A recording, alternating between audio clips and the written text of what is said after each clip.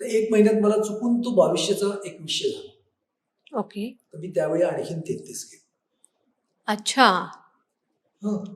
नंतर आणखीन 1 महिना झाला हम्म. आणि मला असं दिसलं की तो आता पुन्हा 2180 आहे. पुन्हा घे. ओके. माझं टार्गेट पूर्ण झालं. बरोबर. 100 शेअर घेतले. राईट.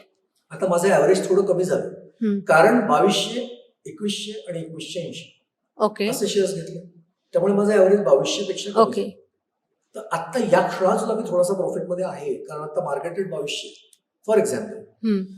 त्यानंतर समजा तो पडायला लागला ओके. आणि मग काही फॅक्टर असू शकेल त्याचा. म्हणजे तुम्ही जर पाहिलं की पहिल्या क्वार्टरमध्ये त्याचा परफॉर्मन्स वाईट आहे, माझी अपेक्षा होती चांगला आहे. दुसरा परफॉर्मन्स पुन्हा वाईट आला, माझी अपेक्षा होती असा आहे. ओके. तिसरा परफॉर्मन्स आणखीन वाईट आला. मग मी काय करायला पाहिजे? मी थांबून राहू का? नाही. मग then I have to do a stop loss. ओ. म्हणजे मला पडणारा शेअर आहे ना, त्यात मला लगेच माझा लॉस थांबवायला पाहिजे. तो 2200 मग मी साधारण 10% स्टॉप लॉस लावून ठेवतो. बर. की समजा तो हा शेअर 2200चा 1980च्या खाली गेला तर मी ते विकून टाकेन. ओके. तो लॉस सहन करेन 22,000 रुपये आणि आय विल वेट. ओके. 10%, 12%. तुमचा अभ्यास कसा आहे आणि तुम्ही काय ठरवलंय त्याच्याप्रमाणे आहे. पण हे करणं फार फार म्हणजे फारच गरजेचं आहे.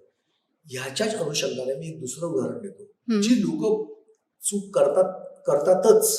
अच्छा. ते म्हणजे ऍव्हरेज करणं. ओ. ह्याच उदाहरणात आपण बघूया.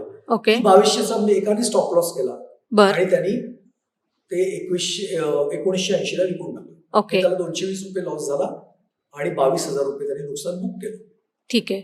एक दुसरा आहे गुंतवणूकदार, तो म्हणाला नाही मी आता ऍव्हरेज कमी करेन. कारण काय, मी ऍव्हरेज डाऊन करीन म्हणजे काय, तर पहिला शेअर मी 2200ला घेतलाय, नंतर तो पडून समजा 1600 झाला तर मी 1600ला आणखीन घेईन. ओके. तो पुन्हा आणखीन पडला 1400 झाला तर मी 1400ला आणखीन घेईन.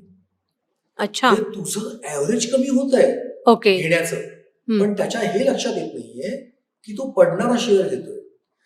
ओके. आणि त्याचा ग्रॉस लॉस वाढत चाललेला आहे.